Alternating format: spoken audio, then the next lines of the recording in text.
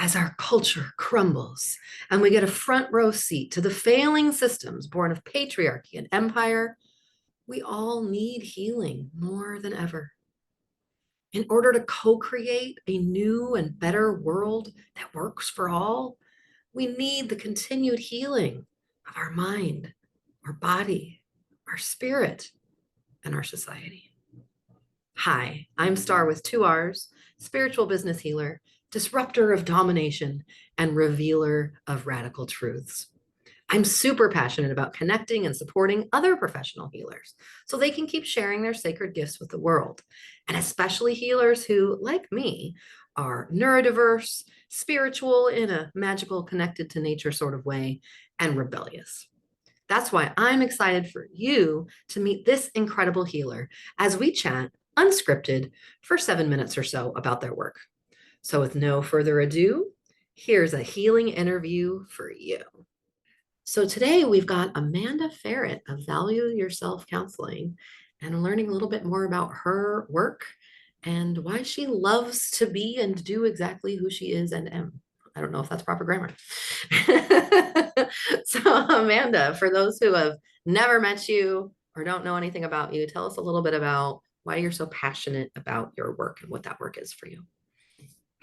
Well, I am a woman that has had to learn how to kind of trust myself, trust others, love myself, love again, and really heal from grief and trauma and loss and so much more. So now I am passionate about helping others, particularly those with marginalized identities, so women, gender expansive folks, etc. Because a lot of my work also was around, coming into my own full identity authentically and sharing that with the world in a new way. So I help those folks learn how to trust, love, and heal themselves. Specifically, I am an advanced EFT tapping practitioner and emotional wellness counselor. So I use those modalities and tools in a variety of ways to help with those things. And I'm all about shame-free self-care, self-love, and kind of unpacking the old paradigm, patriarchy, and all those expectations that those things put on us that help us not trust, love, and heal ourselves, that keep us from doing that deeper inner work. And so I help people shed that as well without shame. I love that. Well, since you mentioned shame, I'm curious, like we throw that word around a lot, but how might someone who isn't as versed as us know that they might have some shame getting in their way? Right. Well, we often mix up the words guilt and shame. So we will sometimes feel like we've got guilt going on, but guilt is when you've actually done something, you've committed an act that has wronged someone. So you've robbed a bank, you've hurt someone's feeling, you've actually done something that's caused harm or damage. And so shame is that feeling that comes up when there's an unmet expectation. So that can be expectations we have of ourselves, expectations others have of us within our roles or identities. And when those expectations aren't met, that shame creeps in. And so we can start to doubt ourselves. We can play small. We can avoid setting healthy boundaries.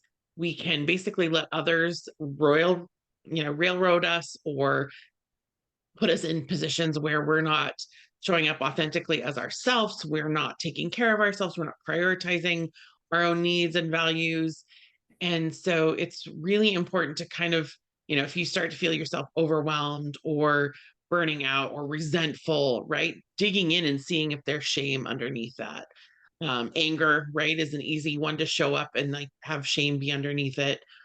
Or if you're just numbing out, if you're checking out, right, that fawn response too of just like, nope, I'm just going to numb out. I can't deal with it anymore. Any kind of inaction or inability might be coming from some shame as well when there's those unmet kind of expectations or needs. Yeah, I so get that. And I imagine that the type of people you work with, people with marginalized identities, have some of those extra expectations that don't necessarily match up with reality for them. And what would you say to those people as far as if they're thinking about working with someone like you?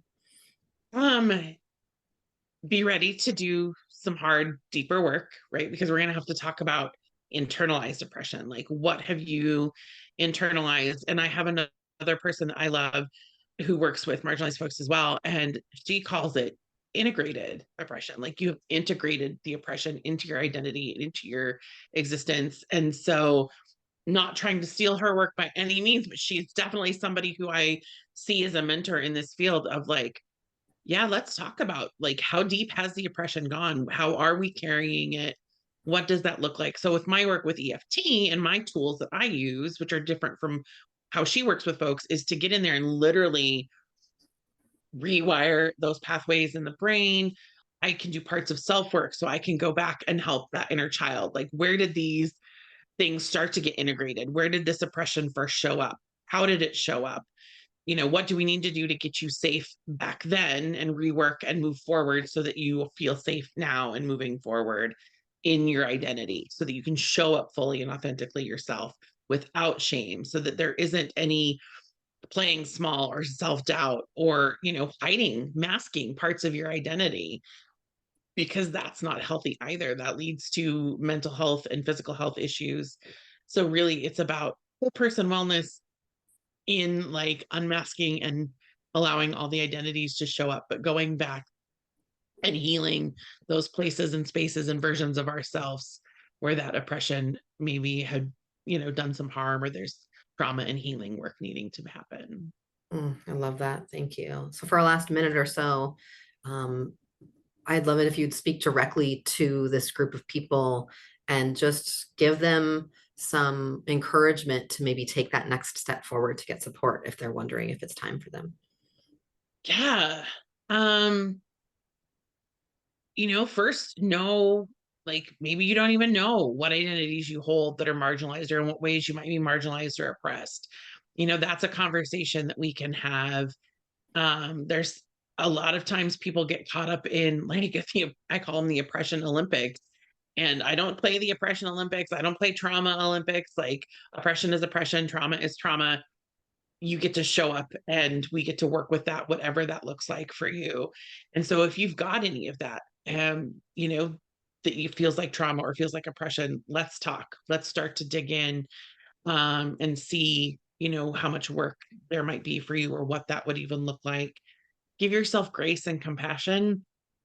Um, you know, we can't always control what happens to us. We live in a system that thrives off of supremacy culture, and it's not our faults, right? I'm a woman who didn't realize I was queer till I was in my 40s.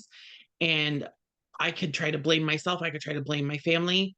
Instead, I've kind of made peace with it is what it is. And I've done like, I continue to do the healing work.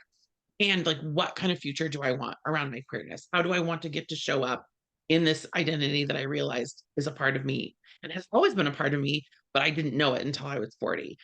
So if you find yourself kind of leaning into new identities, right? Because we aren't always, sometimes our able body goes away, right?